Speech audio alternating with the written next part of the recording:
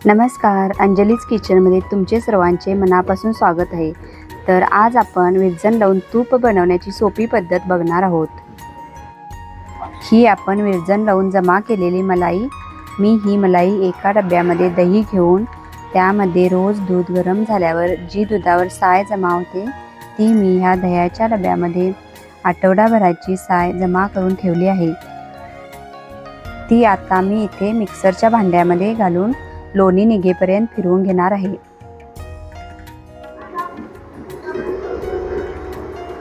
मी आता फिरवून घेतलेलं आहे. छान लोणी आलेलं आहे.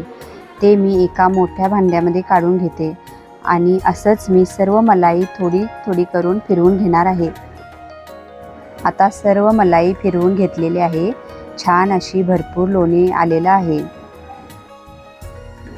आता सर्व लोणी दुसऱ्या एका भांड्यामध्ये काढून घेऊया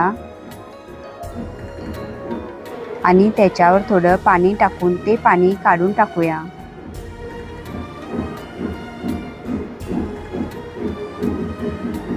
आता आपण ते लोणी गॅसवर ठेवून उकळूया.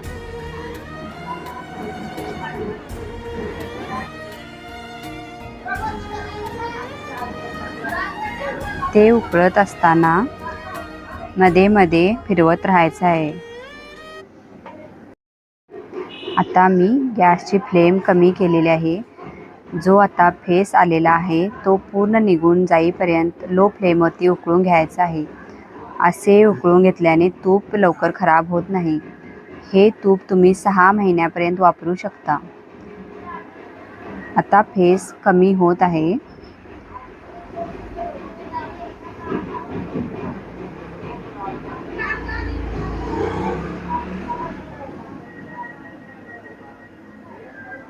फेस आता कमी झालेला आहे.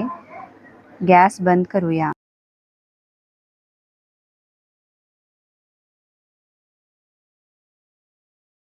आणि थंड झाल्यावर एका भरणीमध्ये तूप गाळून भरूया.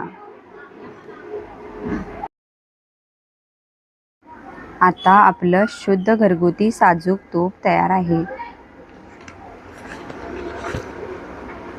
अशाच नवनवीन रेसिपीजसाठी आणि महत्त्वाच्या किचन टिप्ससाठी अंजलीज किचनला सबस्क्राईब करा आणि लाईक करा आणि शेअर करा.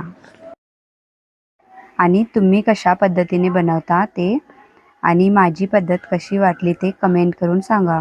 धन्यवाद.